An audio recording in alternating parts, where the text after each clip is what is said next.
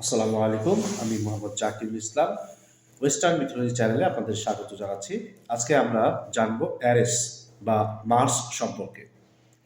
Arrays বা Mars যুদ্ধের দেবতা, জিউস এবং হেরার পুত্র অ্যারেস। হোমারের ভাষায় যাদের দুইজনকেই তাকে তীব্রভাবে ঘৃণা করতেন।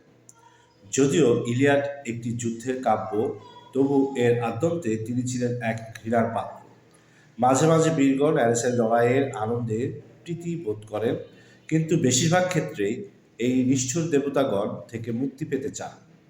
হোমার তাকে বর্ণনা করেন ঘাতক, রক্তপিপাসু, মরণশীলদের জন্য এক মুক্তিমান অভিশাপ রূপে এবং উদ্ভট রকমের এক ভীরু বটে, যিনি আহত হলে যন্ত্রণায় চিৎকার করতে থাকেন ও পালিয়ে যান।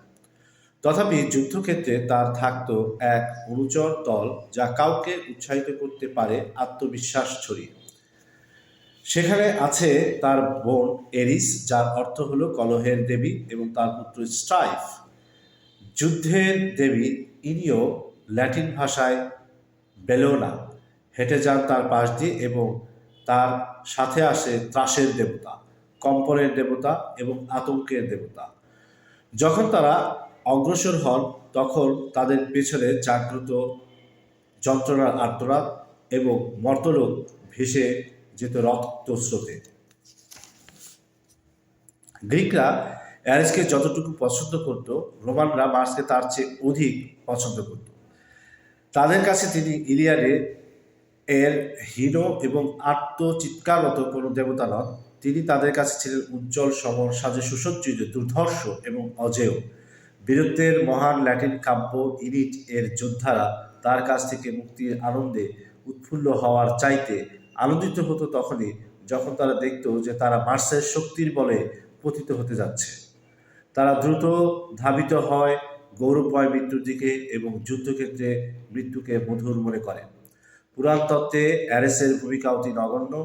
একটি কাহিনীতে তিনি হলেন আফ্রিদিতির প্রেমিক এবং অলিম্পিয়দের রীতি গর্হিত কাজের জন্য বন্দী হলেন আফ্রিদিতির স্বামী হেফাস্টাসের হাতে। কিন্তু বেশিরভাগ ক্ষেত্রেই তিনি যুদ্ধের একটি প্রতীক ছাড়া আর তেমন কিছুই নন। হার্মিস, হেরা বা অ্যাপোলোর মতো তিনি কোনো সমুজ্জ্বল ব্যক্তিত্ব ছিলেন না। তার এমন কোনো নগরী ছিল না যেখানে তাকে উপাসনা করা হতো। গ্রিকরা অনিশ্চিতভাবে বলতো যে তিনি এসেছিলেন থ্রেস হতে, যা ছিল গ্রিসের উত্তর পূর্বের রুরো এবং ভয়ঙ্কর মানুষদের এক আবাসস্থল। যথোপযুক্ত শকুন ছিল তার পাখি, কুকুরকে তার পশুরূপে নির্বাচন করে অন্যায় করা হয়েছিল।